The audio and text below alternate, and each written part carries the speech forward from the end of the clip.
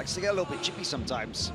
I think Schwarzapfel is going to give him exactly what he wants. Yeah, he's definitely a good dance partner for the type of energy a Luna brother brings in, and you see it right there. Sam, not interested in being friends. No, not at all, not even handshaking at the beginning of the match. Luna, of course, will start with 4 points on the board because Schwarzapfel missed weight, on Friday. Was unable to hit the weight of 76 kilograms, came in about 2.5, or almost 2.5 pounds over, about 2.2 pounds over, and elected to take a 4-point penalty in each round of each match that he will compete in here. Sam Schwarzapfel eats a right kick to the teeth from Matheus Luna. Yeah, that was a nasty up kick to the jaw, but he shakes it off. I think Luna's going to play an open guard game, it seems, but he's going to have to be wary because, well, we saw the way that Schwarzapfel just flies through the air in forcing those reactions. And look at that, how he calmly stands there. He's almost asking for Luna to do something. But the onus is on the top player. He must press forward, Jake. He must improve his position, and he must try to pass the guard.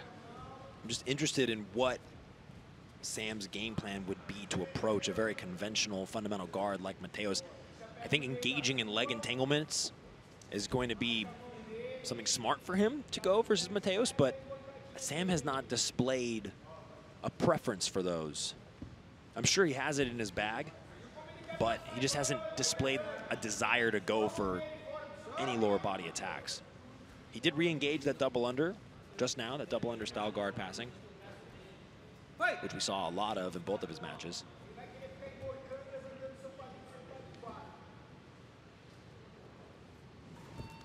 Much slower start from Schwarzapfel. Oh, there is the rolling sort of guard pass attack that we've come to expect from him here. And another cartwheel this time. But he hasn't tried to pass the guard yet because only now a point active in this match. So in the first 2 minutes of each 5-minute round, only takedown point score. Maybe Schwarzapfel knew that and he's like, okay, now I can start trying to pass the guard. Start trying to open up back exposure.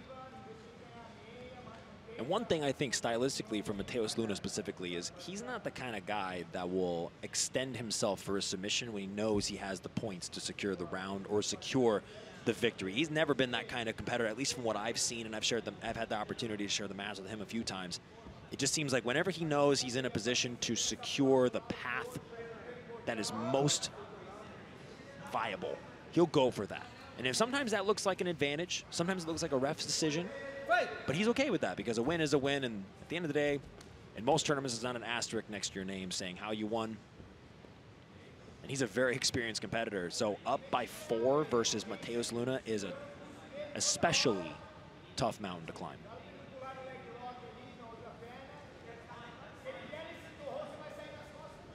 We did see that Luna was susceptible to the submission, though, because he succumbed to Alan Sanchez's rear naked choke. So Luna so far is 1-1 this weekend, I believe. He had a win against Scott Bowler in his opening match by points. Luna. Oh, going behind. Look at this triangle. Yeah, he's got a minute and a half to work now. This is good for Luna. Big extension on the arm. He's locking it on the unconventional side. This is not good for the choke, but it's great to extend the arm like you see here. Yeah, now he's on got top. Look at the reverse that's it! Matheus Luna! Reverse armbar for Matheus Luna from that triangle position. Very, very strong submission attack. Your winner out of the red corner representing Checkmat, Matheus Luna! 3 minutes and 41 seconds of the very first round for Matheus Luna. Now Checkmat are 2 matches in the lead in this 7-match series.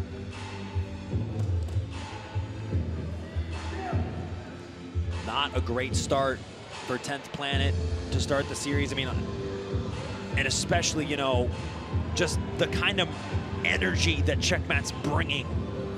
They have so much momentum coming in. They haven't lost a single time on the weekend as a team. And now we see a highlight. Let's look at that kick from the bottom. Right here with the left foot. That was a kick. That was an actual. Yeah, that really was, yeah. Wow. Well, Schwartzapfel did a good job of continuing after that. There's another look at it from the other angle. Look to see the finish, though, that arm lock. It was such a beautiful technique.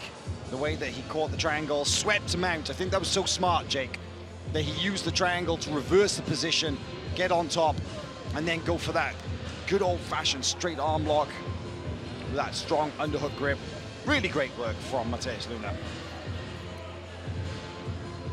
Our next bout takes place in the under 83 kilogram division. Introducing first out of the red corner representing Checkmat, Francisco Lowe.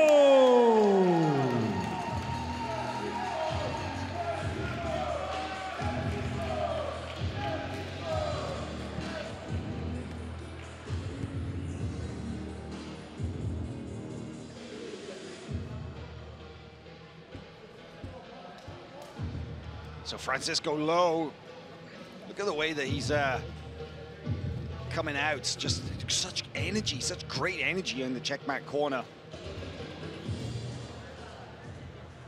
And his opponent in the blue corner, representing 10th Planet, Charles Riles.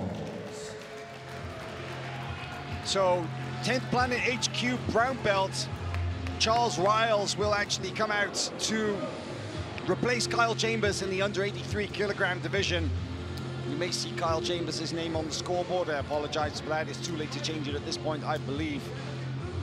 But Charles Riles will be representing Checkmat here in this match against Francisco Lowe.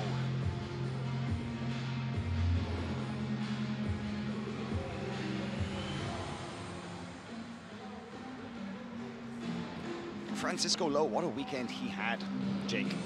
You know, he actually scored two really, really nice submissions. He scored an armbar against, it was Bobby Winther, and then he scored that footlock against Rene Souza. So 100% submission rate so far, Francisco Lowe. I'm sure he'd love to go 3 for 3 here in this series against 10th Planet.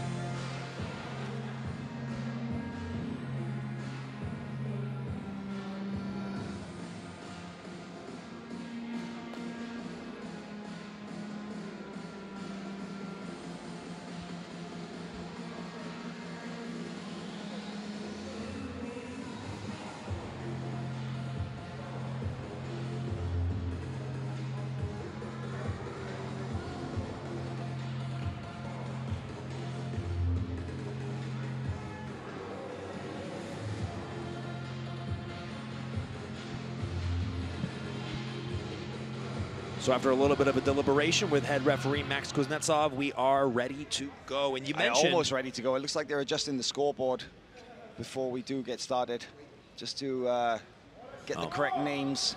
It'll just take a second because I think 10th Planet pulled the old switcheroo by putting out Charles Riles when originally they said it was going to be Kyle Chambers.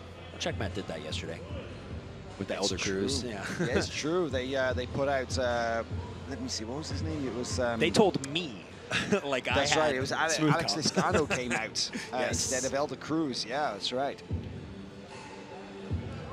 These guys, they love to keep us on our toes. Well, a little delay, but we'll get things going here in just a second. And can you believe it? There are only 5 more matches left in this series, Jake, and we will know for sure which team is going through into the 2025 AIGA Champions League. Because the winner of this event is guaranteed a place to compete for the $1 million prize fund. But depending on how things go, the organizers, they may invite a second team. We'll have to see who's that's going to be. Well, they may. It really depends on the performances. It really depends on how things go this weekend. But yeah, we'd love to see it. Well, two incredibly charismatic teams in our final for sure. Yes. It is Kyle Chambers' his name on the scoreboard. That is not Kyle Chambers, that is Charles Riles. And he sits to guard. And one thing you're going to have to be very, very careful of is that Francisco Lowe has this excellent jumping triangle over the seated guard. We saw him do it to Oliver Tarza, saw him do it to Adam Wodzinski. But right now he's just looking for the guard pass and nearly scores it. Riles has got a knee in. Nice recovery there, late stage recovery from Riles. And he's doing the throw by on the legs directly into that hip frame. Makes it so difficult for the opponent to throw that corresponding leg over, even to throw a temporary lasso to recover the guard. It's just so difficult to move that leg. You have to put it on the mat and hip out in most cases in order to recover your guard. That's a nice guard pass from Lowe. Throws the legs around to the side, settles down into this position. Of course, no points until 2 minutes have expired in the first, in each round. Only points scored at this time are takedown points. Looks like Francisco Lowe is circling around a north-south, possibly to threaten a north-south choke. At least for a second he was, and now maybe looking to disarm for a Kimura. Yeah, Riles is doing a good job of maintaining discipline with his arm positioning, elbows tight. Oh. It's kind of unusual, the way that he was looking to hook his own leg up. Oh, maybe showing the buggy there. But that's smart. You see the way that Francisco Lowe put his forearm across the hips? That kills the buggy. It's when your elbow is on the mat. That's the problem. Francisco Lowe just staying really heavy here from this position. And Riles being understandably very patient. Now that points are in effect, doesn't want to give up mount or knee on belly, or he's got to be very careful to, once he does get the space to potentially turtle or get back to his guard, that doesn't leave himself open. Nice spin around there to the other side from Francisco Lowe. You see him look to put a knee on belly to try and add a couple of points, because right now we're just over halfway through this first round and it is still 0-0. Oh, look at that. Riles elevating. A lot of activity from on bottom. Yeah, you could, the pace has shifted, right? And you can see now that Riles has pulled Lowe into the, he pulled him into the close guard, but that body lock there from Francisco Lowe, and he looks like he's in a knee-cut position here, Jake. I think it looked like the close guard from our angle, Howell, but I think it was actually half guard, and this is what you're seeing right now. Double underhook. Riles looking towards his corner. Maybe Lowe had managed to sneak a knee up on that guard pull. Almost intercepted the close guard pull, because it looked like close guard pull from our angle, but you don't body lock your way to this position from close guard. Strong crossface from Riles on bottom, trying to create that space to get his underhook back, and he does. Trying to frame on the hip, but the pressure forward from Francisco Lowe. Oh, looking for that same arm bar. Top for the arm. Well, this could be it, Howell. This is dangerous territory for Charles Riles. Francisco Lowe all the way free of the legs. Could this be it? And that's it. 3 wins to nothing for Checkmat. That is the second submission in a row for Team Checkmat, and the second arm lock in a row. The good old-fashioned straight armbar Juji Gatami, 4 minutes and 58 seconds of the first round. Your winner out of the red corner representing Checkmat, Francisco Lowe.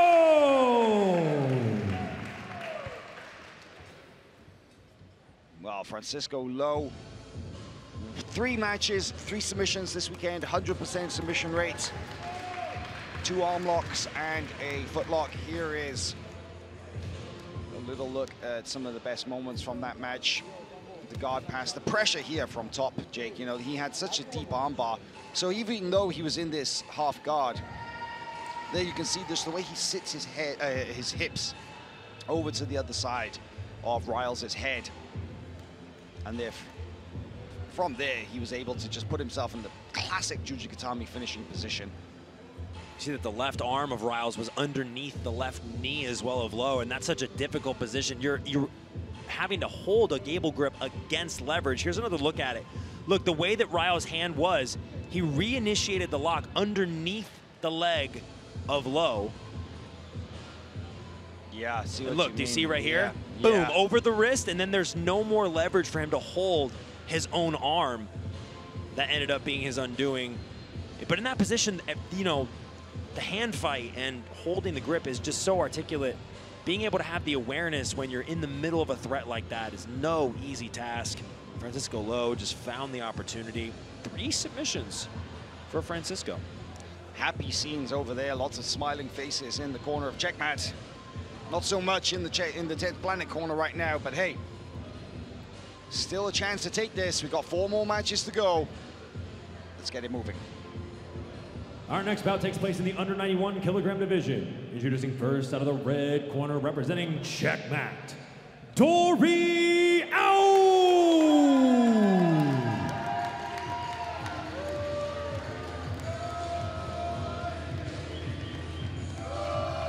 Dory Aoun, well,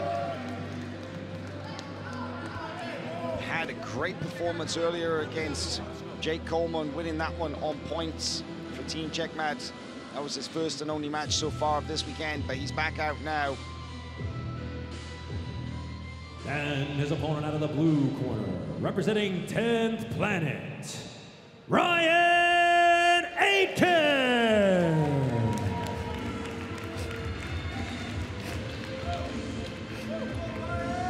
Well, we talked about Francisco Lowe's 100% submission rate, and this man right here also has 100% submission rate. Ryan Aitken, 2 matches, 2 submission wins. An arm triangle choke in his opening round match against Vanguard's Anthony Palisano yesterday.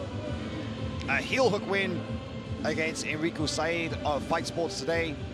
Now Ryan Aitken, wow. Everything rests on his shoulders for 10th Planet to remain in the game. Yeah, if there is a Cinderella story for 10th Planet in this competition, it starts here.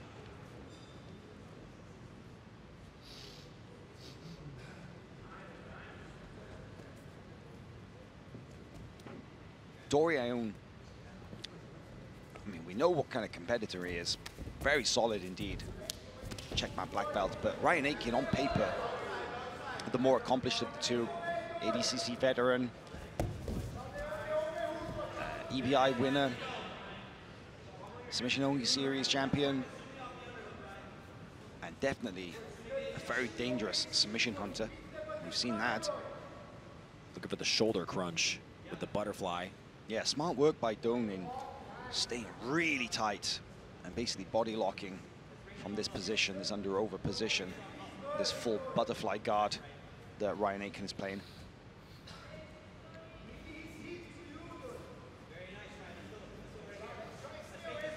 Ryan Aitken's coach, Sean Applegate, is actually in the corner as well. He's come in for this too. Of course, Eddie Bravo is there.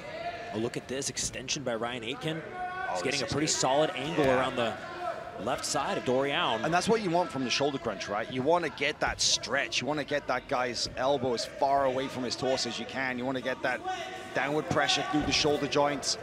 You want to get that elbow high. He could go straight arm lock here from the bottom or use it to sweep. Oh, But goodness. Doan almost passes. As I was saying, Ryan Aitken's coach, Sean Applegate, is in the corner. Eddie Bravo, of course, is in the corner because Eddie has assembled members of various 10th Planet locations to compete here at the AIGA USA qualifier.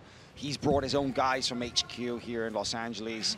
You know, he's got Ben Eddy from Austin, Texas. He's got Kevin and Gio from San Diego. He's got Ryan coming in from Sean's gym there in 10th Planet Atlanta. So it was no surprise to me that when AIGA announced they were going to be doing a USA qualifier for their Champions League, that 10th Planet was going to be one of the first teams announced. absolutely. I mean, they've just got such a strong team bond, you know? You've got this amazing network that literally goes over all over the world, the flat Earth, but they do have a tight-knit network, and I respect that because, you know, some teams are teams by name only, right? They're just a collection of guys all training under the same roof, but jiu-jitsu is an individual sport. Of course, you need teammates to succeed and to train, but 10th Planet love team competitions, whether it's quintet, whether it's AIGA, or any other kind of squad-style events. They're all about it. And that really comes down from the top. That comes from the culture that Eddie Bravo has created. Resetting back in the center with about 2 minutes to go. Fight.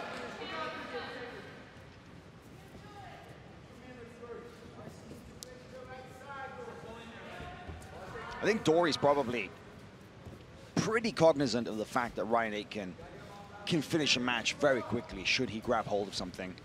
And that's why you're seeing that it's a cautious approach to the guard pass. Whereas, you know, if you remember from Dory's last match, we saw him, you know, he was going up against Jake Coleman. I mean, he was just constant forward pressure in that match. He was just really just driving forward all the time. Yeah. So very different approach from him, cautious for sure. And most of his style of guard passing does force his opponent to turtle, and he has such a great ability to take the back, and his rear naked choke is very strong. So I imagine that's a huge part of his passing game plan, just generally going into a lot of matches. Now versus Ryan Aitken, you're not just dealing with a great guard defensively, but a dangerous competitor. I mean, you saw the shoulder crunch he employed earlier. Whenever he gets an opportunity, seldom does he miss the opportunity. You can see the Ryans staying composed and not opening up too much and trying to chase down the elusive Dorio, because that's when you start making mistakes, right? You open up too much and the passer will take that and he'll punish your mistake. And Ryan's staying patient. I think that's the experience showing, right? Seasoned black belt competitor like Ryan Aitken, you have to be careful. Well, look at this. Threads his hand through for this Kimura here. It's only got 15 seconds. And not a whole lot of time to work. Now Ooh, going. however, oh, he might get the extension. However, armbar. A lot of pressure through the elbow joint here. Oh, that's a lot of pressure, Howell, but clock will expire. But that is how dangerous Ryan Aitken is. Throwing up those submission threats. Very calm, very cool, and all of a sudden your elbow is getting stretched. Round one declared a draw. Well, it may be a draw on the scoreboard, but you have to say that Aitken's work from bottom probably give him the edge should it go to a decision. And it's not like a lot happens. But certainly that armbar was of interest, shall we say, Jake. Yeah, absolutely. And Dory tried to keep his forehead. You know, the conventional defense to a Kimura, a lot of people like to put their head directly in the armpit. But Ryan was able to reach all the way around and get this armbar. Now, Dory, right there is where the leverage started to loosen up and he was able to get his arm out. But you gotta think there was probably a pretty intense stretch on the elbow of Dory Aoun. Yeah, even if briefly. And that's enough of a shot across the bows that Dory Aoun is going to be cautious, and that's nice work there from Ray. Wow, what a switch up. Completely different strategy from Ryan Aitken. If Dory Aoun thought that he was going to calmly work his way into the guard of Ryan Aitken, well, what a shock he just had, because Ryan Aitken, totally different strategy from that first round. Early takedown, and now that's 2 points up. That's smart. Well, and he landed in such a tight position as well. Look at the depth of his right arm, how it's hugging the hip. This is a position Ryan Aitken loves to work from. And this is a position that Dory didn't even get close to getting in that first round with all the passing attempts that he had. And we saw how strong Ryan Aitken's head and arm choke is. You know, from his first match against Anthony Palisano, he finished that in the second round with a head and arm choke. And I think we could see him work for something similar here, Jake. And now Ryan Aitken, in response to the lockdown, brings his heel a little bit closer, now pulling his knee up, using that left foot to pry open the leg. Oh, and Dory's getting that just closer and closer to the mount. Well, Dory's trying to fish for that deep half guard with the right arm. You see Ryan taking his left leg back. if Dory's able to fit that right arm all the way through and get his head outside of that head control, he could do it.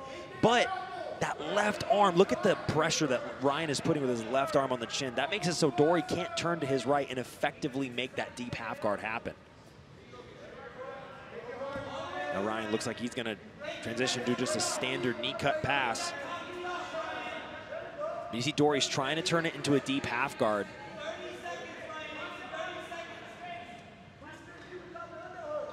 Yeah, Ryan Aiken is just staying glued to the upper body of Dory Owen. And Dory manages to fight up, but oh, and on the back! Exposes his back in the process. But even if Ryan closes the body triangle, which he's looking to do, no points for that. Only takedown points score in this first 2 minutes. But what a great attacking position.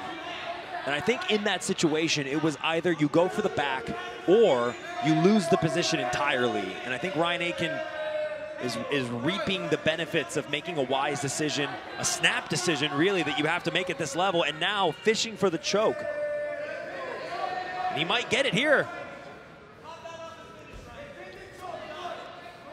Yeah, hard to see the armor. There's a great view. Oh, you can see Ryan's trying to sink it in.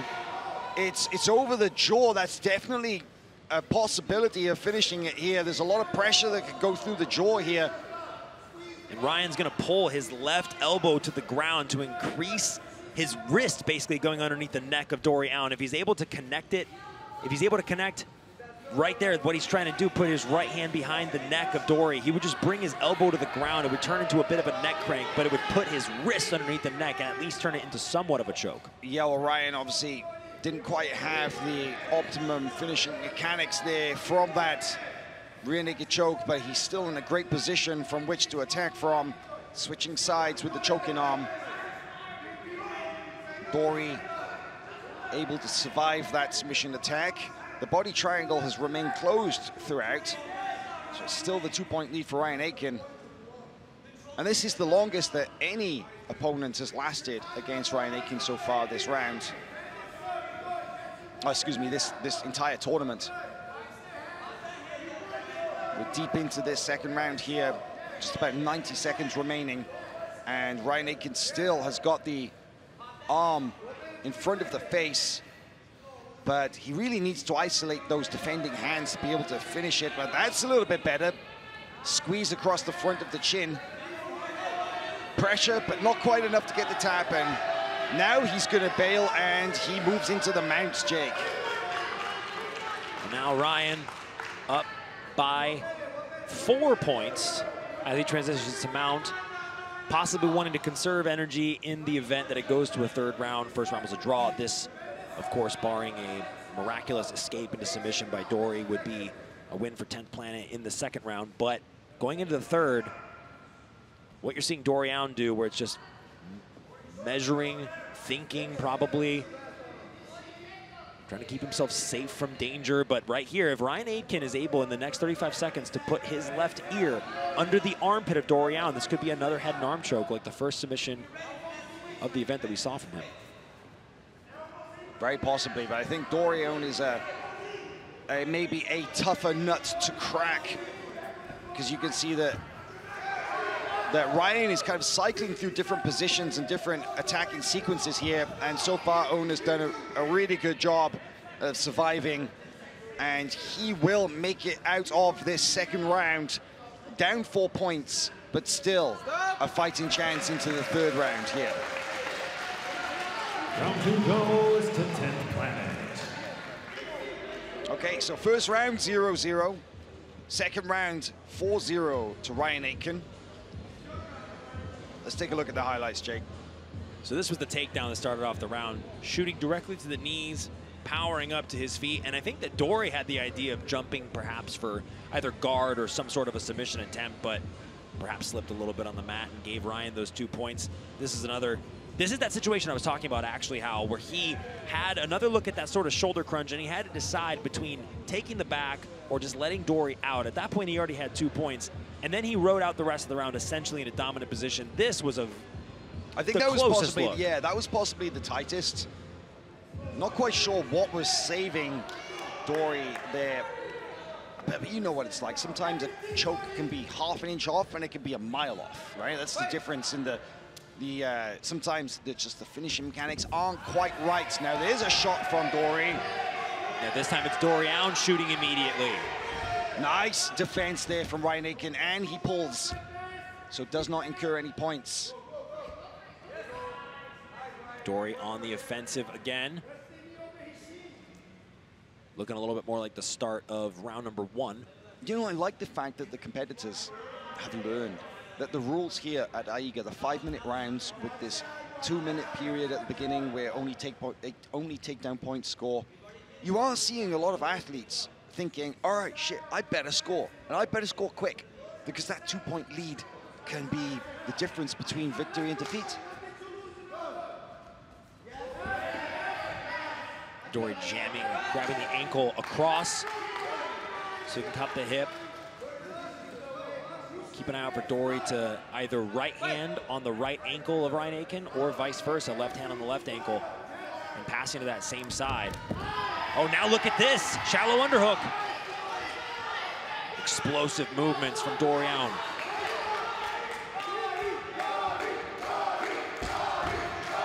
I love the Checkmat crowd, or Checkmat team and the supporters here in the arena getting animated in their support for Dory, because that energy is contagious. It can really give you a boost at a late stage like this in the fight, right? Absolutely, and like I had mentioned a few times, you know, having Lucas Leite in the corner, having your team watching, the energy of Checkmat coming in. They're the only team in the entire event who haven't lost yet.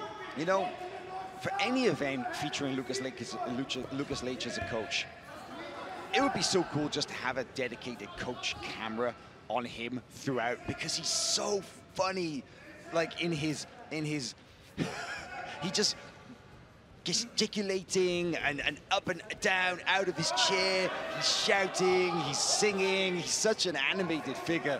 And I even said to him yesterday, because he was busy unfortunately yesterday, he couldn't make it down, excuse me, I said to him today, I was like, man, I'm glad you're here, because your team, they needed the Lucas Leite energy. And, well, as we've seen, you know, Checkmat fought their way through to the finals here today. Ryan Aitken definitely very relaxed in his approach in this 3rd round. Did win round 2. Round 1 was a draw. So in the event that this goes to a draw, it will be a victory for 10th Planet, and that'll keep them alive in the competition. Dorian, of course, would love to squash any of the hopes remaining in the 10th Planet squad, but Ryan Aitken did his part in that 2nd round, and it's up to Dorian to see if he can get an opportunity to pass the guard and keep a ref's decision or a submission alive. Gotta be so careful though with Ryan, right? If you Yes. overcommit to anything, I just feel like the threat of the submission is just so imminent at all times. As we've seen from him, he really has the ability to end the match quickly.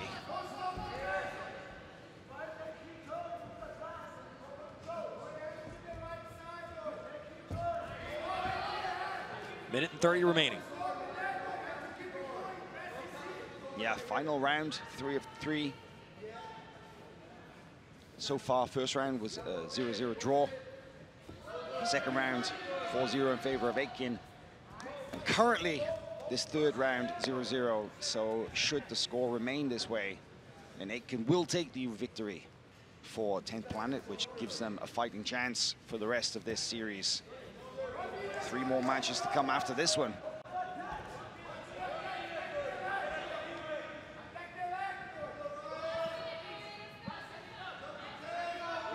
In this last 50 seconds, Ryan Aitken mitigating Dorian thus far, but Dory now getting a little bit more bold in his approaches and possibly gives up a leg entanglement to Ryan Aitken.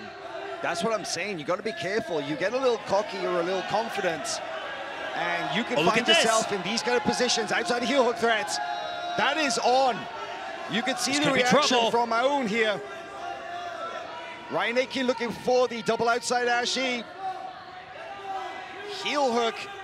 Look at him arching his back. Knee line just a little out of position, I feel. Yeah, Aoun manages to extract his leg from the position. But one last submission threat right there before the clock goes, and that is the end of the round. That's going to be 10th Planet, put one on the board.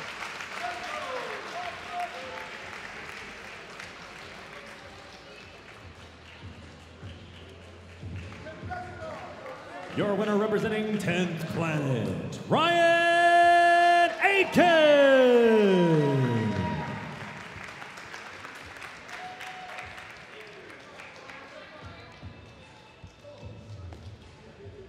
Let's take a look at the standout moments from this. This was the second round takedown from Ryan Aitken. Really nice work there in going for the single, switching it to the double, staying really tight. Got the back, was working from that. Hunting for that rear naked.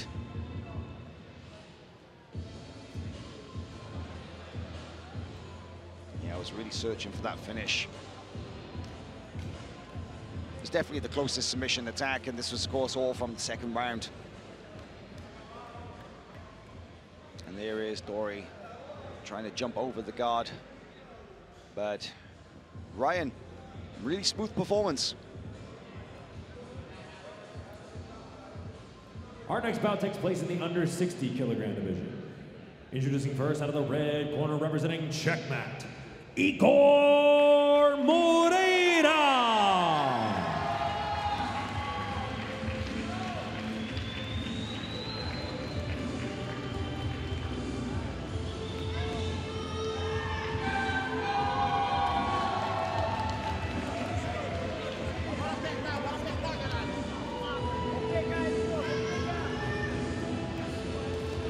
And his opponent in the blue corner, representing 10th Planet, Chris Crawford.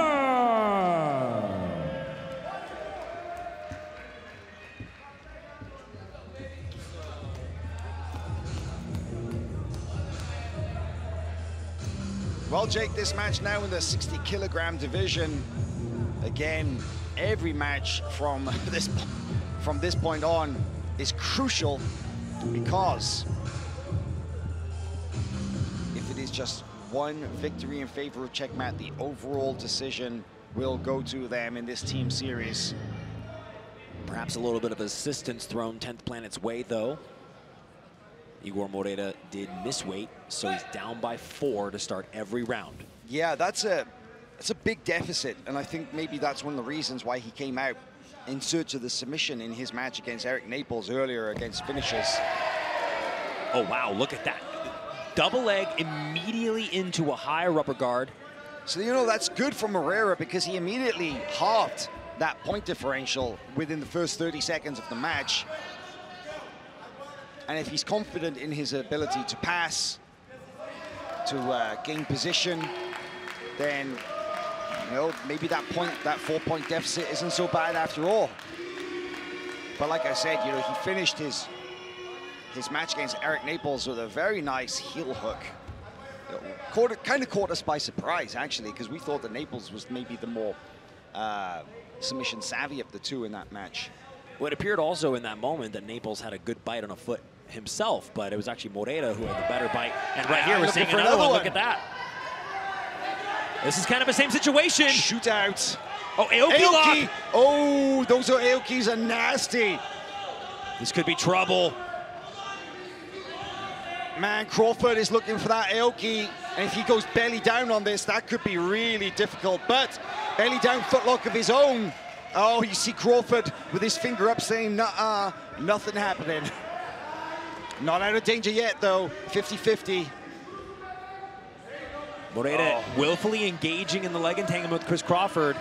I feel like Chris, this entire competition, has just been looking for somebody to dance with him in the leg entanglement. He finally got it. You're absolutely right, Jake. This leg lock shootout, well, the stakes are high. Look at the desperation out of Moreira as well. You can see it on his face. He's really looking hard for this heel hook. Chris is just nodding and kind of communicating with his corner like, nah, I'm fine, no big deal. And you're right, the difference in composure. Toe hold now. Moreira seems so aggressive in search of that submission, and Crawford very, very calm in these exchanges, almost enjoying himself. And looking at his team all throughout it, 2 minutes and 45 seconds just about on the clock. And it's not dramatic reactions from Chris Crawford either, just turning his foot one way or the other in response to Igor looking back for these footlocks. And Chris hasn't let go of the locked side, or rather the not locked side of the 50-50. If you notice, he's got the right leg of Igor wrapped up, which is conventionally not the leg you'd look for in attacking the 50-50. But it's almost like that double trouble position that, you know, should Igor rip that leg out, could just give him the inside heel hook. But you're right, it is a little unconventional. But he seems very patient, you know, in this first round. 2 minutes to go, up by 2 in 50-50. There's another toe hold. Oh, that's a real toe hold as well. That could have been trouble. And yeah, when you get a reaction like that, the kind of the nod and the smile, it's a legit submission. And now look at this outside heel hook there for Moreira. Oh, but he may have overcommitted now. And Moreira is throwing everything into these leg attacks too. It's a little different. Whereas Chris Crawford might look for the heel hook now. Chris Crawford looks way more measured in his approach and very calm when looking for the heel hooks and the leg attacks. It feels like Moreira is just aggressive with it. It's almost like they had a gentleman's understanding. It's like, yeah, we can go leg lock for leg lock here. Well, it's a very scary way to do jiu-jitsu, in my opinion, but you know what? We love it. It's just a straight-up leg lock Rochambeau. Oh, my God, I can't think of anything worse. Yeah, you try and rip my knee to shreds, and I'll try and rip yours, and just keep going back and forth like that.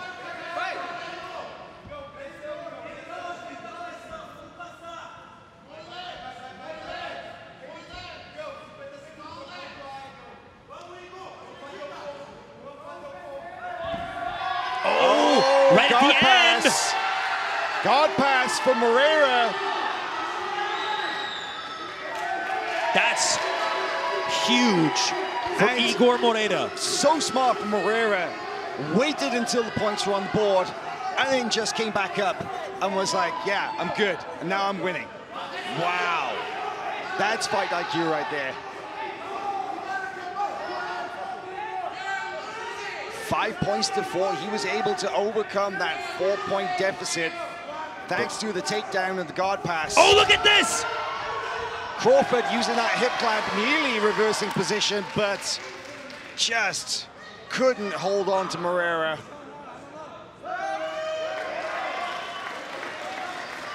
And that's the end of the first round. Round 1 goes to Checkmat. Well, 5 points to 4 for Igor Moreira. And look at this, straight away in the corner, you've got Francisco Lowe kind of like doing some actual technical instruction, demonstration on Igor Moreira, like real time. And they've even got the massage gun on his arms. Look at that. That's the benefit of having a team in your corner, right? Absolutely. And now we can see Gio Martinez, Eddie Bravo, and Richie Boogeyman Martinez talking to 10th Planet Black Belt Chris Crawford.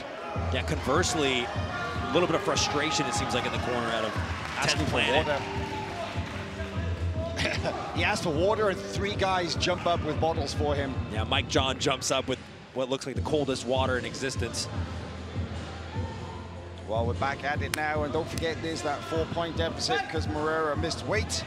We'll straight back in. Oh, and a shot! 2 points immediately again for Moreira. And once again, just like that first round, we see double leg takedown into this high guard. The very first thing Moreira has to deal with is the high rubber guard of Chris Crawford. It is, but so smart from Moreira in immediately putting 2 points on the board in both rounds, because a 4-point deficit can be really hard to overcome. 2 points, not so much. It's just one sweep. Or, as we saw in the case of the first round, 1 guard pass and you won. So, really smart by getting those 2 points before Crawford was able to pull, because Crawford is not going to wrestle with you. Crawford is talking a lot with Igor Moreta here. He really is, right? It's kind of funny. He seems to be enjoying the battle here. But he's got to remain resolute. He can't allow himself to get frustrated. Right. With the game plan of Igor, because the more frustrated Crawford gets, the more he's going to open up in frustration and give Moreta these explosive looks at passing or at dropping back for the footlock. And I wouldn't be surprised, Howell, if in this second round, Moreta doesn't even focus on the leg attacks. If he just passes the guard, if he just stays on top, maybe goes back to that in the third round. You're absolutely right. And there you can see him kind of looking for that hip clamp again, but this time Morera kind of just disengages, backs out of it.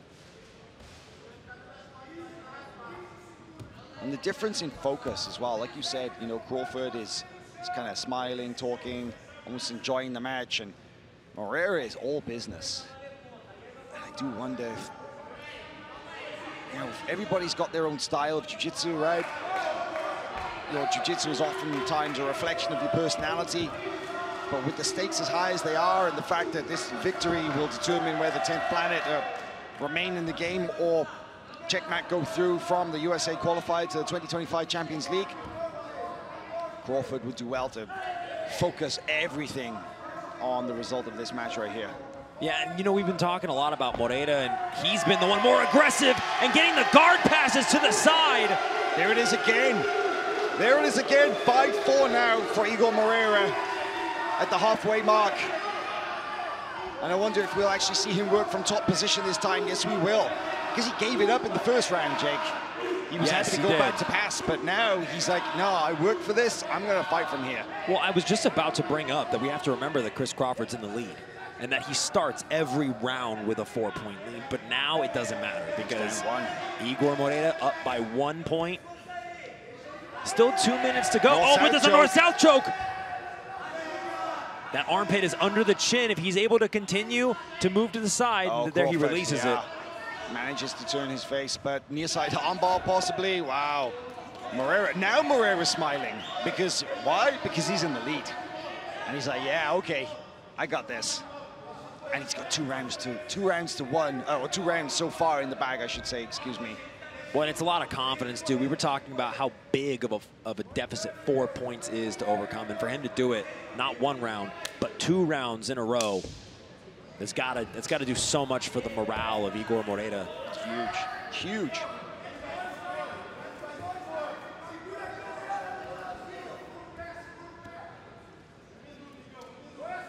And an almost silent 10th Planet corner, in contrast to the very loud Checkmat corner. When aren't they loud? Winning or losing, those guys. That's why we love the Checkmat team, just always great energy. Oh, there it is again. Look, he's going for that hip clamp sweep, but Moreta really does a good job of shutting it down here. Almost calling Crawford up. And that's Moreta, I think, playing into the head of Chris Crawford now that he's in the lead, up by 2. A little, huh? Yeah, he didn't start to talk back until he had a little bit of a buffer in the lead. Then he started to talk a little bit. That's smart. That's smart. Get the job done first, and then you can have some fun. 25 seconds left in round 2. And there's a life lesson there, kids. Work hard first, then enjoy afterwards.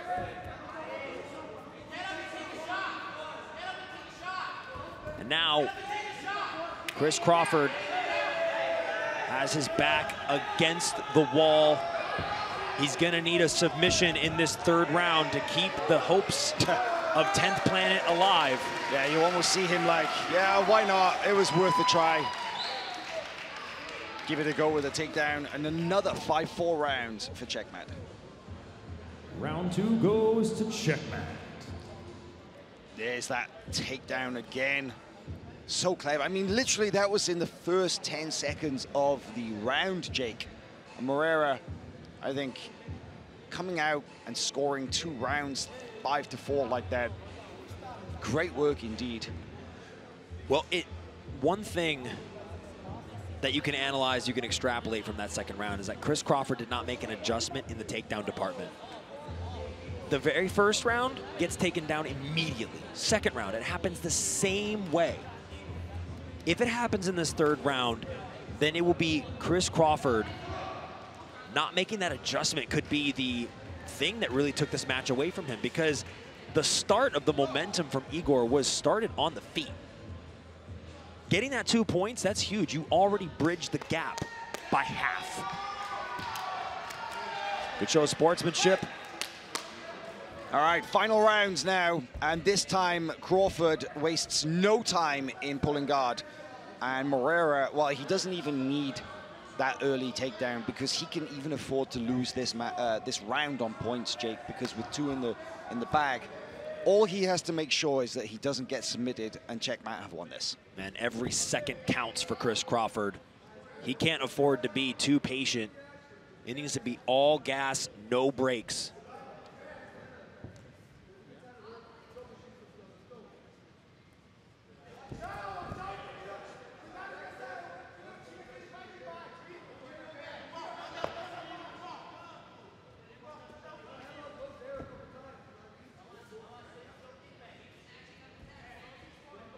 Moreira totally different in this. I love the way that Crawford just addressed that mercy grip right there. But Moreira, totally different figure in this round compared to the first two. And I just every time I glance over at the Checkmat, it's just such a reflection of how their fortunes are going, and they seem really, really sure of their victory here.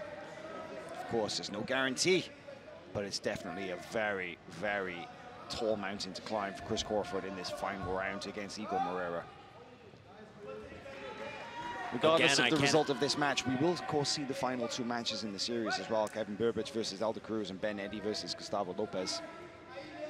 But I can't stress it enough, Hal. It's worth repeating again that Chris Crawford, he needs to continue to push forward and butt scoot forward and try to create the opportunities. And right here, this is a great start to it. Closed guard, sitting up. Just about 3 minutes to work. And you can see from the posture of Igor Moreira, there is no obligation on him to even do jiu-jitsu this round. He can completely cage up and prevent Chris Crawford from doing essentially anything. And so far, that's been what he's doing. It's just a very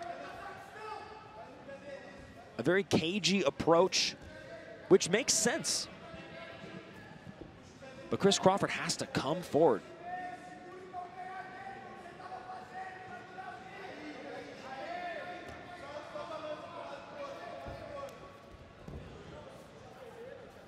Crawford still trying to stalk Moreira, right? Still trying to hunt him. But he's just, Moreira obviously has the leg lock game to go head-to-head in those shootouts. But right now, he's just decided, I'm not even gonna mess around with that, right? I think that it might be a little bit of that, and it might be a little bit of Chris Crawford's frustration getting to him, because he has the capability of pushing forward and making things happen, but so far, Moreira has just done a great job of not doing a whole lot. It's true. In the position that he's in, that's something. He really hasn't done much this round, but he did so much in the previous 2. He guaranteed the win. And you know what? This was the... Oh, wait! Chris Crawford coming forward, trying to stay creative. But this was the opportunity for 10th Planet to make the score 3-2.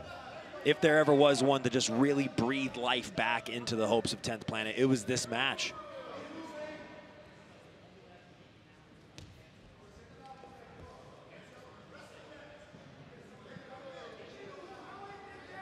Just a little over 1 minute for Chris Crawford. I'd say we're seeing more stand-up from Chris Crawford in this round than maybe we've seen from him in the entire tournament so far. But Moreira's proved to be so solid. Oh, look at this. Checkmat already standing up on the side. With a minute remaining, 45 seconds remaining. The Checkmat guys basically assumed a celebratory posture, lined up along the side of the mat. And it's actually Crawford who was given a penalty.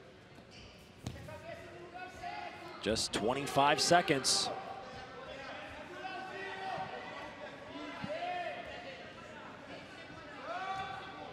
And a reset back in the center. Yeah, less than 20 seconds now. Really a formality at this point, but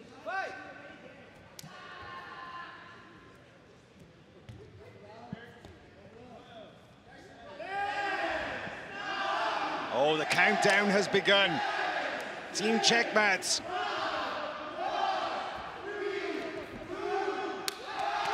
And that is it. It is confirmed. The winners of the 2024 AIGA USA qualifier, Team Checkmat,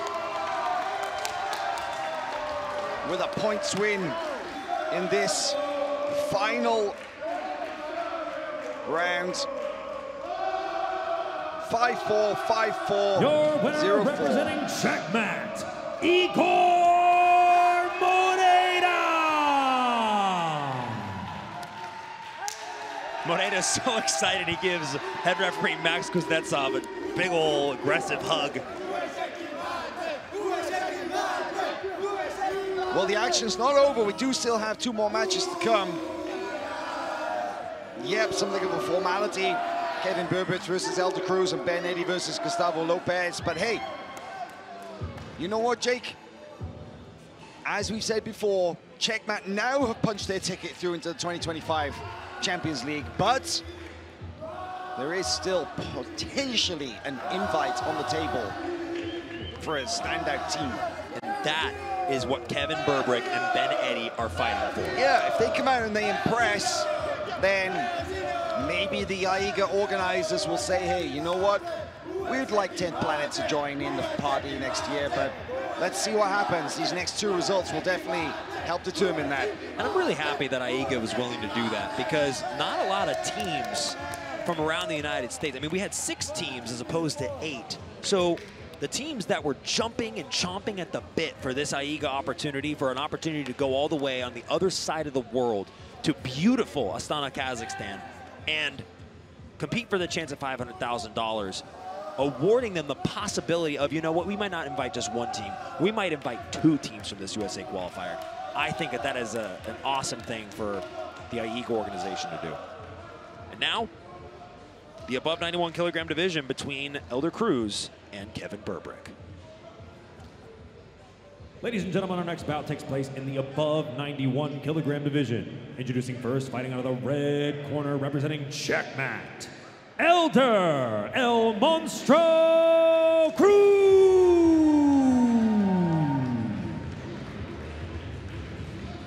Elder Cruz had a very tough match against the giant Alex Grandi of Team Finishers earlier today. One of the best known Checkmat competition black belts of the modern generation. A no-gi specialist. And his adversary in the blue corner, representing 10th Planet Jiu-Jitsu, Kevin Burbrick.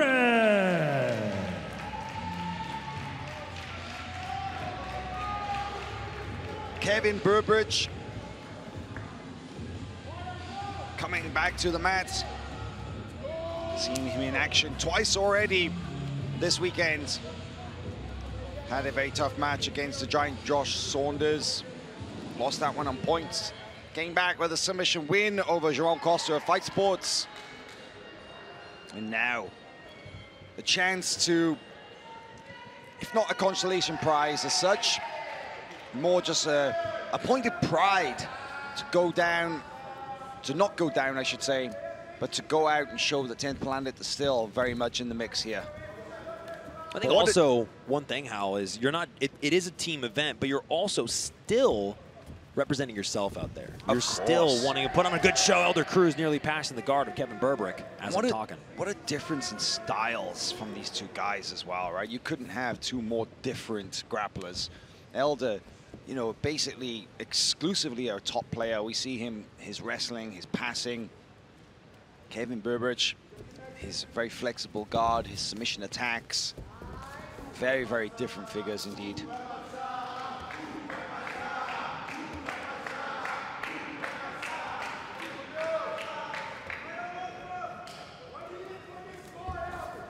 That side-to-side passing, look at the way that Elder Cruz walks around. The distance that he covers with his side steps is really something impressive. He circles so well, and then, you know, he'll take you in one direction and just, on a dime, just goes the opposite way. And that's where a lot of his passes come from. But as we saw in his earlier matches, Jake, those passes don't often lead directly to side control. It's more like turning the back and getting into kind of front head positions or back ride. Yeah, and I think that that could possibly also be due to how the ADCC rule set affected a lot of people to understand that turtle position is probably the most important position in that rule set. And for a long time, that rule set dominated and still continues to be at the top of the rule sets people are preparing for. AIGA, well, similarly, it's very similar to the AIGA, sorry, the ADCC rule set in that regard. And no one wants to get their guard passed directly to side control mount or even to half guard. Turtling enables you to possibly retain your guard, possibly stand up, turning into a wrestling situation. And that's why you see a lot of these competitors who have very good, strong wrestling base, they're also very good at taking the back because that situation happens a lot. Absolutely right. It's so common to see the wrestlers, or I should say the wrestlers, they're all, you know, elders and jiu-jitsu black belts. Well, look at this. A former wrestler. It's so common to see them getting around the guard and forcing their opponents to the turtle position and attacking from front head or back ride position.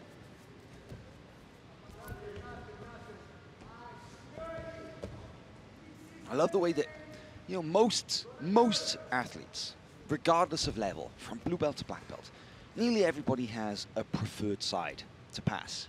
It's just a, you know, a fact.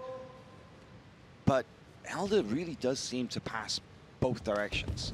There, and look at, once again, I don't know if he's ambidextrous or if he's just, that's a style that he's developed over time, but equally dangerous passing to the left or the right. And that's not something you see all the time, is it, Jake? Well, it's likely due to the absolutely stacked lineup of competitors he's training with at Checkmat. Yes. You know, like everybody grapples, and Kevin Burbrick talking a little bit to Elder Cruz, but I mean, you're grappling people with all sorts of different guard abilities, and you're having to come up with, you're going to develop habits. You're just, as a jiu-jitsu competitor, you're going to gravitate towards things that you like, and you're going to make small adaptations as per what guard you fight.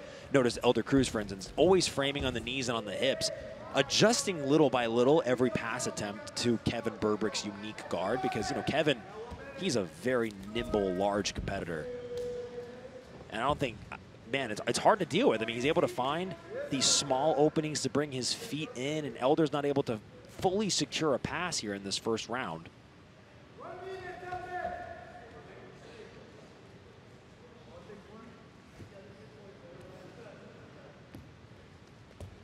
Elder trying to pass to the side once again. Looking for the reverse double under. Could this be a pass? And staying on it, too. Fighting for the side, just the left knee just barely in for Kevin Burbrick. 35 seconds. Wow, look at that knee. Just that knee is basically denying Cruz the pass points here. And he's doing his best to try and separate it, but that's seriously late stage guard retention right there. That's better. That's good work from El Monstro. That could be enough for a pass. I think it is. Right at the end of the round. Wow. My goodness. Good question as to whether that is worth it or not. The referees, they're being stingy with the points today. Round one declared a draw. You saw both 10th Planet and Checkmat calling. They had the traditional IBJJF referee call for an advantage. They all did it, that's good sportsmanship from both sides for sure. But let's take a look at these replays. This is just signature Elder Cruz. Pressure.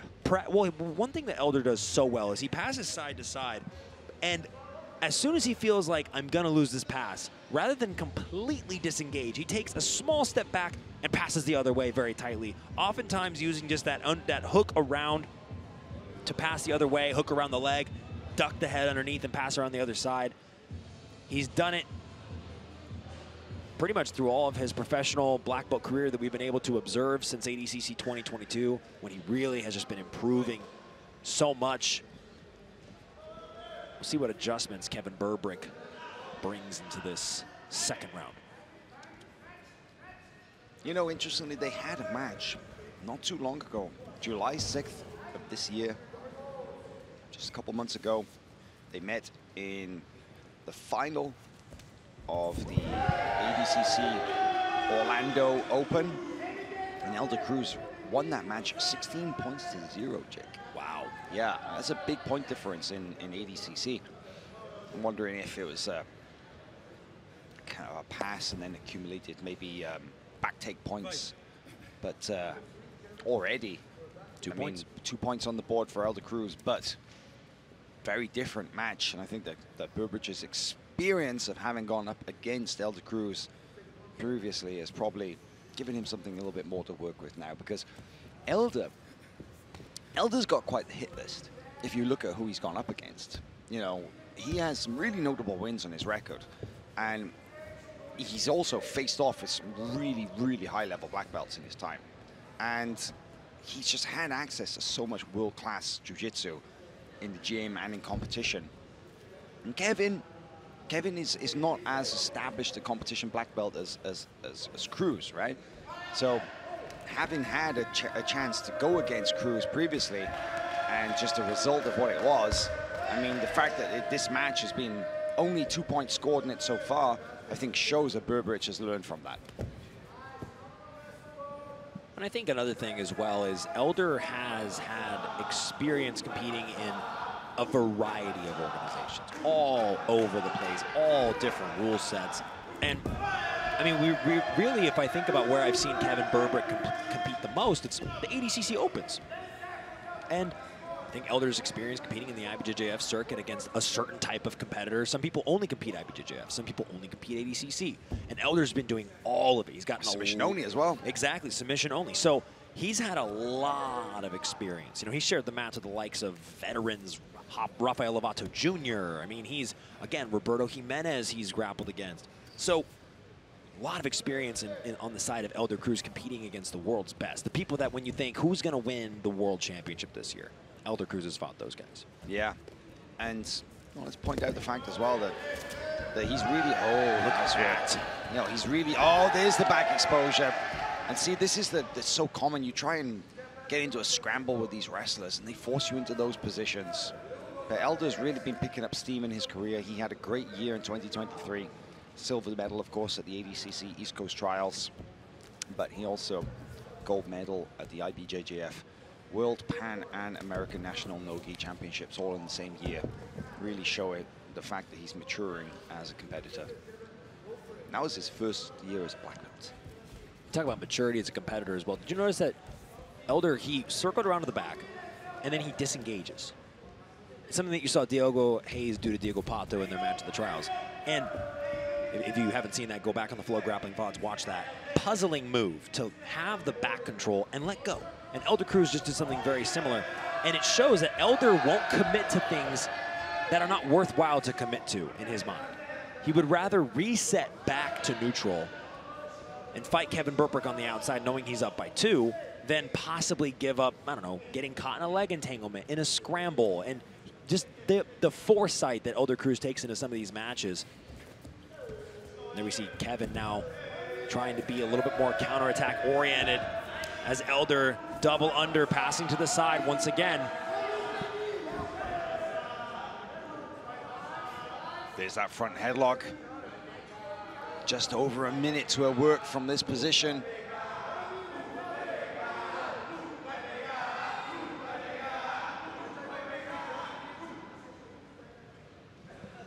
Cruz very patiently kind of working her way, using his right knee to separate a little bit the elbow away from the knee. Interesting to see whether he goes for So Sidi Katakatami will try and get that elbow forward. He's been hunting for that submission. Anaconda. Yeah, he has. He's not in this match, but you're right. He has throughout the weekend. Earlier. Yeah, but Burbridge manages to disengage and sit back through to the guard. 20 seconds remaining in this second round. The penultimate match of the event for the AIGA USA qualifier.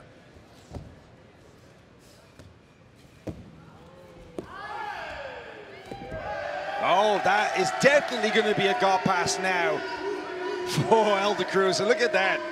He actually looks up, kind of puts his finger in the air, and that is a 5-0 win in that round for Elder Cruz. Round 2 goes to Checkmat. So here's a look at some of that action. Elder Cruz able to get that knee tap takedown. Look at the way he controls the neck. Has his fingers all the way around the other side. Such a deep head control, and that made that knee tap takedown effective. And then just able to pass. This is about, looks like the end of the match, or at least the end of that round rather, where he's able to control, looks up, smiles at 10th Planet. And it's all in good fun. Great sportsmanship from both sides. 2023 IBJJF World Nogi Champion Elder El Monstro Cruz stands poised in the event that this round does not end in a submission to take this round of action for Checkmat. Once again, that'll put the score at 5-1 here in the final. Interesting to see Kevin Burbridge walking forward, but will he look to pull from the grips?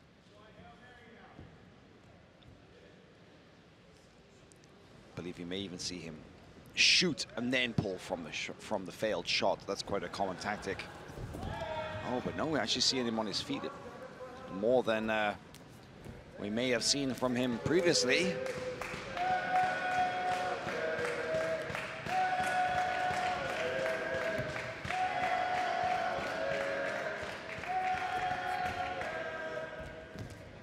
Not many people elect to try and wrestle with Elder Cruz.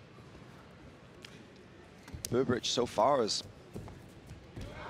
Oh, there is the back take though. And nice right throw near by the TV. Nice throw by from Elder Cruz, exposed the back, and we saw that Kevin Burbridge was able to recover a half guard. So they will restart in the same position. Little gamesmanship, though. I see that Kevin Burbridge slipped his top leg in over the top. He didn't have that. But hey, that's part of the game, right? You got to try and get the best position you can on the restart.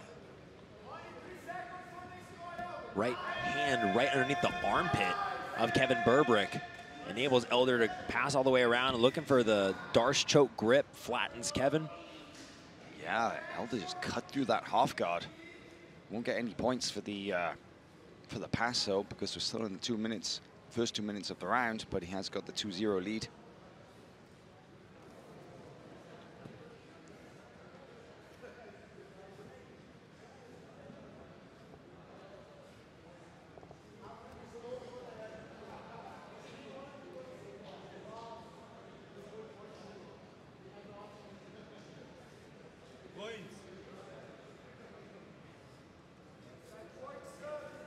There's about 3 minutes to go.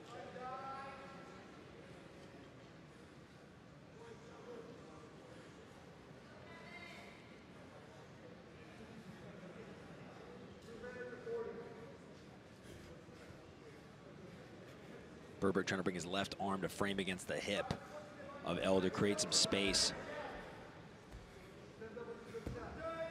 But watch, as soon as Elder senses danger, he would rather disengage all the way back to full neutral than engage in the possibility of a leg entanglement with Kevin Burbridge. Just keep an eye out for it.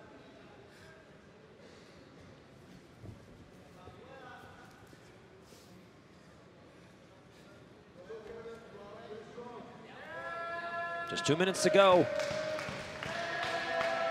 4 points on the board for Elder Cruz. 2 minutes remaining. Burbage trying to snag a leg. Not easy to do. What a performance this weekend from Checkmat, my gosh. Oh yeah, they came to win this, right? They really did. Oh, there's a nice single there from Elder Cruz. And even in their victory lap, still putting out performances like this one from Elder Cruz, now up 6-0. And as Burbrick indulges him in the wrestling exchanges, the score continues to go up.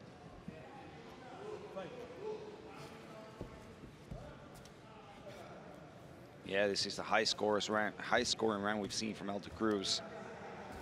In this match, the score just continues to accumulate. 0-0 first round, 5-0 second round, 6-0 so far. It's still got over a minute remaining. And definitely a result of different tactics from Burbridge as well, right? Because he didn't waste any time in trying to wrestle with Cruz earlier, when there was a chance of possibly working from the guard and looking for some kind of submission attack. And in this third and final round, oof, there's blast double from El Monstro. Nice work there from El Monstro. 8 points to 0 now. Oh, the chant from Checkmat is Kazakhstan, because they know where they're going. They know what they've punched their ticket to. And that is a spot in the 2025 Champions League. Think about the lineup that's going into that World Final too, Hal. I mean, you got Euro Trash, Team Kasai, Checkmat. That's a very strong start. Of course, there will be more teams as well invited. Still got the Asian qualifier coming up in Kazakhstan in December. 8 points to 0 in that last round for Elder Cruz, and the win goes to Checkmat.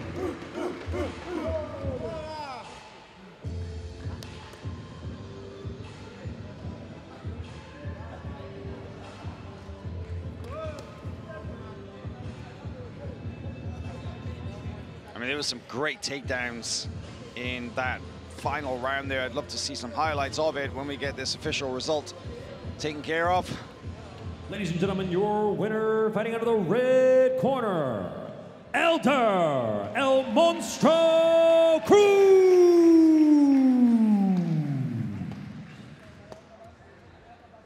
Elder Cruz goes over to shake the hand of Eddie Bravo. And love to see some of those best moments. Some of the handiwork of Elder Cruz. Passing to the side. It's that directional change every time. Catches his opponents out before pressure. There is another acrobatic kind of guard pass that he uses. The takedown. That was the first takedown in that third round. There was the other, there was the throw by to the back.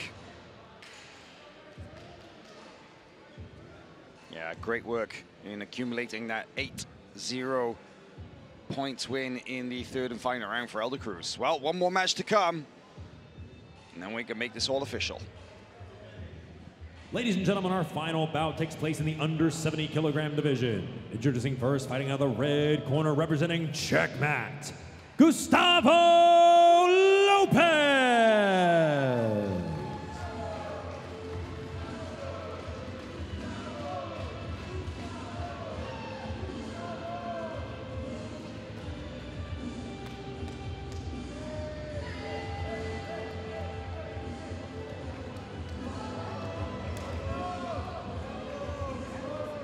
And his opponent fighting out of the blue corner, representing 10th Planet, Ben Eddy!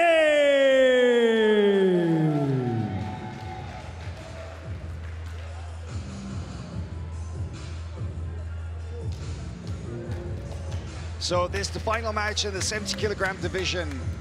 Gustavo Lopez of Checkmat against Ben Eddy of 10th Planet. And We saw 2 matches from Ben Eddy this weekend. And we saw one from Mr. Lopez. But Ben Eddy will have to be careful because he lost 1 match via submission and he won his second via submission. So he lost his first by knee bar to Dave Stoilescu, won his second via rear naked choke against Pedro Nakano. And to be honest, I'm almost a little surprised to see Gustavo Lopez back because he suffered a really powerful heel hook against Sid Tavalaro finishers earlier. And I honestly thought that his leg could possibly be injured. But there's an early takedown from Lopez. So look now, are we going to see the Hindulu team? Here we go. This would be a poetic end. Ben Eddy's going real high. Now, if you haven't seen this before, it is one of the most unique rubber guard attacks you will have ever seen. He goes for a guillotine from this position, and he can choke you, Jake. It looks like he's finding a bit of an adjustment on the angle. He just barely able to connect his hands underneath. Oh, but there's a connection, Howell. His fingers are getting closer and closer together. He got one hand really deep, but yeah, the second hand hasn't managed quite yet to link together. There, you see is digging his left hand inside. It is one of the most creative attacks that I've certainly ever seen. I rolled with Ben Eddy once. Thankfully, he didn't do it to me, but I kind of wanted to feel it because it's just such a creative and such a funky looking move. I mean, when you talk about 10th Planet Jiu-Jitsu, this is the kind of stuff you think of, right? Oh, look. Now we go into omoplata. That's nice there from Ben Eddy. He's trying to hook the far leg with his his right leg. But he's going to score a sweep, but he's still in the first 2 minutes, so he won't get points for it. And that's Lopez shooting up his legs. Yeah. That's the thing, isn't it? You get on top, and you still got to be careful, because your opponent can fight back with their guard as well. That Hindulo team is one of those submissions. If you saw it, you might be like, man, how would somebody get caught in that? But Eddy is so proficient and so quick at setting it up. It's the rubber guard and then the guillotine over the rubber guard is on top of his own leg. Immediate. They go in tandem with one another, and he just has such a great feel for it. It's on before you even realize, oh no, I'm about to get put on an Instagram highlight reel. It is a highlight submission. It really is. It's one of the greatest. Really funky. But now with Lopez on bottom, playing this knee shield here. We saw Lopez got to be careful with his leg positions. He did lose via heel hook to Sid Tavalaro earlier. He's going to score 2 for that. That's a sweep right there. You got to imagine Gustavo Lopez is going to avoid the closed guard like the plague versus Ben Eddy after that close encounter. Yeah, you let him get that clinch and go into the rubber guard. That's going to be dangerous.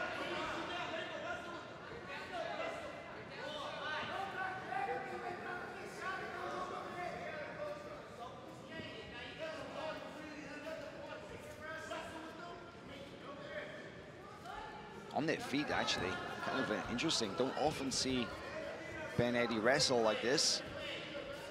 Or will we see him possibly jump guard? But if he does, he'll incur a negative. I think he's ready, willing to eat it.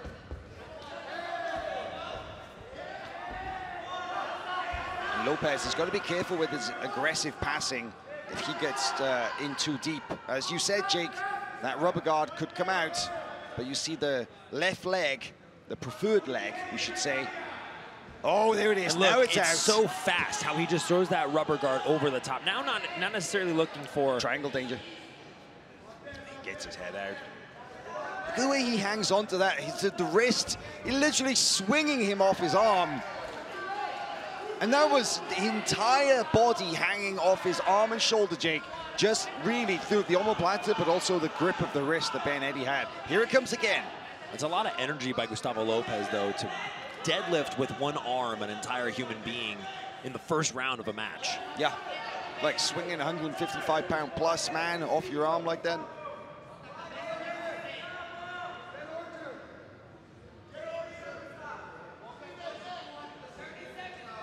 goes again. Going high is Benetti. Looking for it again. And why not? He's got his foot on the hip as well. His right foot is on the hip. This is a little better, helps him adjust. You can see him making space, but Gustavo Lopez is burying his head. He's keeping his hands clasped, and he was really tucking his chin to defend any possibility of that guillotine slipping in. And he's gonna see this round out 2-0. Round one goes to Checkmat.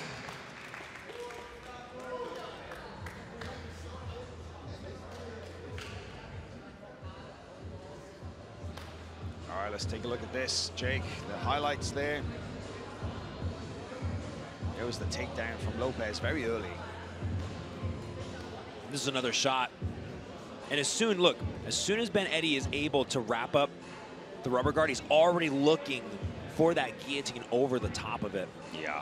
They go in combination one with another. This is that moment where Gustavo Lopez expended a lot of energy deadlifting, walking around, and then swinging Benetti. Oh, wow. Kind of answers the question whether you could kettlebell swing a human.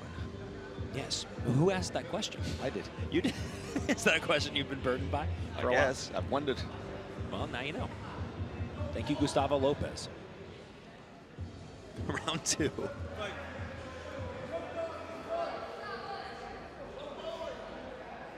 Remember, ladies and gentlemen, AIGA is brought to you by Acai Republic. Follow AIGA at aiga.global on Instagram. My name is Jake Watson, joined by Hal Teague on the mic here at Thunder Studios in Long Beach, California. Over the top. Nice sweep there, attempt from Gustavo Lopez, but no points for that. But this is different from Benetti, though, looking to try and pass. You know, when we saw his top game, actually, against Pedro Nagano, he actually had a real nice top game and passed and was able to get the back and finish via rear naked choke. So maybe we should see a little bit more top game from Benetti in this round. And it was a lot of that forward style passing that you just saw him try to employ. He gets the underhook and heavy focuses on the underhook. It even looks like he's about to get swept, but that underhook is so tight. It's like a shoulder crunch from on top, and he's able to reorient himself and create a guard pass out of it in a lot of cases.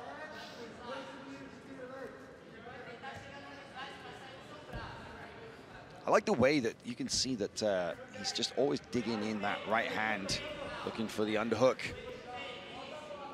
Now a little bit more of a traditional knee cut position, but when he's in this kind of position here, you'll see him put his right hand on the body, and then there it goes. It goes down to the mat on the other side. Now he's going underhook on the shoulder and the arm.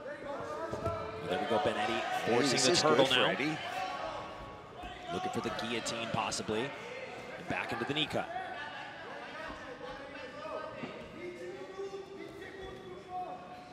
Benetti doing a good job of putting on the pressure here.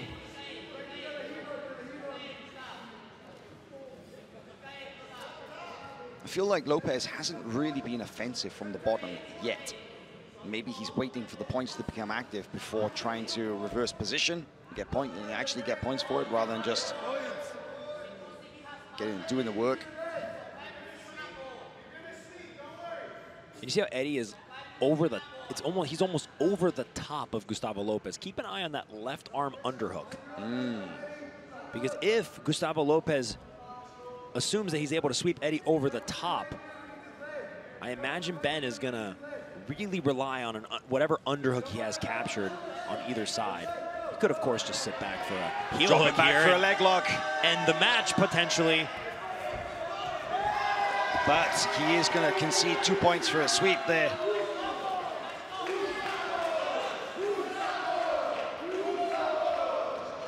I'm not sure if they will score it or not. Actually, there's some deliberation at the coach's table, the judge's table, and they didn't, because it was Eddie who initiated the sitting back for the leg lock, as opposed to Gustavo Lopez.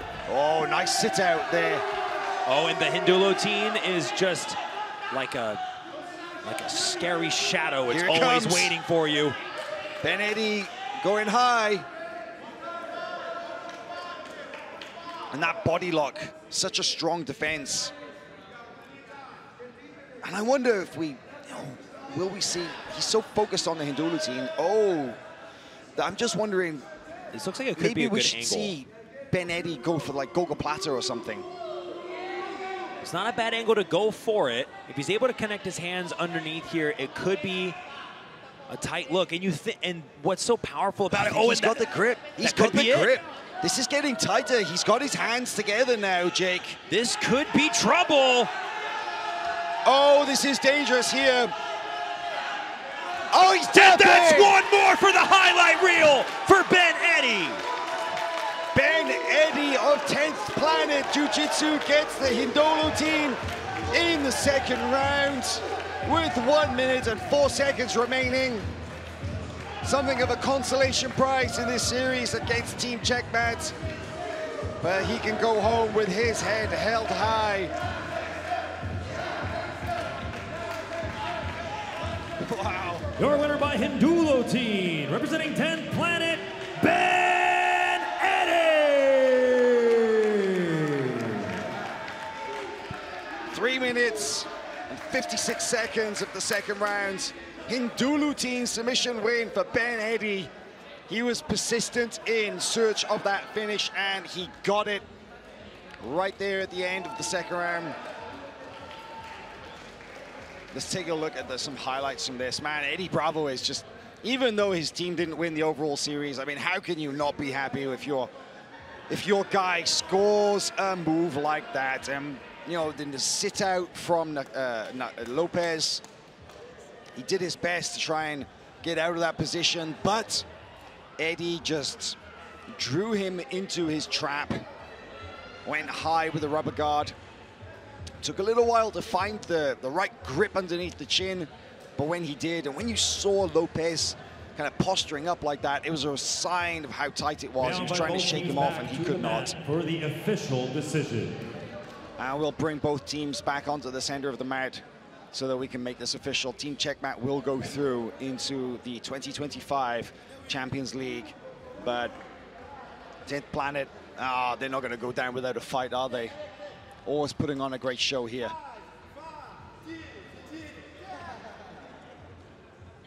We welcome both 10th Planet and Checkmat to the stage.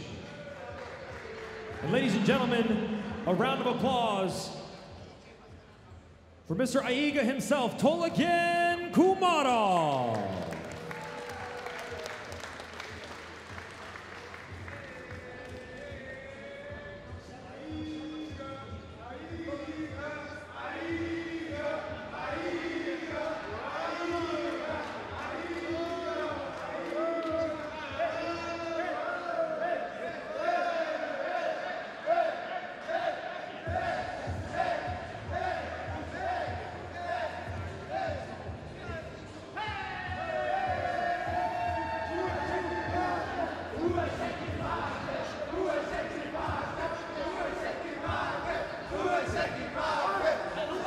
Ladies and gentlemen, your winner and qualifying for their spot in the AIGA Champions League World Final, Team Checkmat!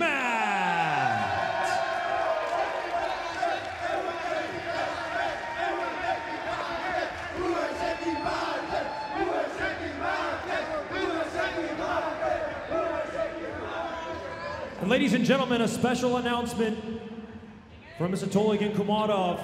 They have decided to announce they are inviting one more team to participate in the finals. Team 10th Planet!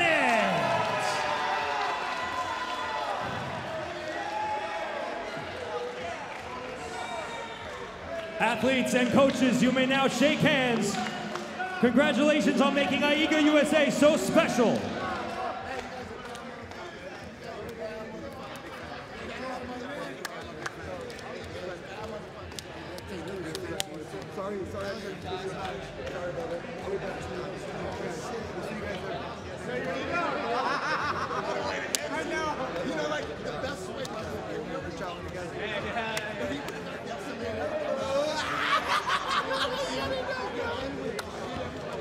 Now, both Eddie Bravo and Lucas Leitch, please meet with Tolagen Kumarov to receive your invitation to the Champions League.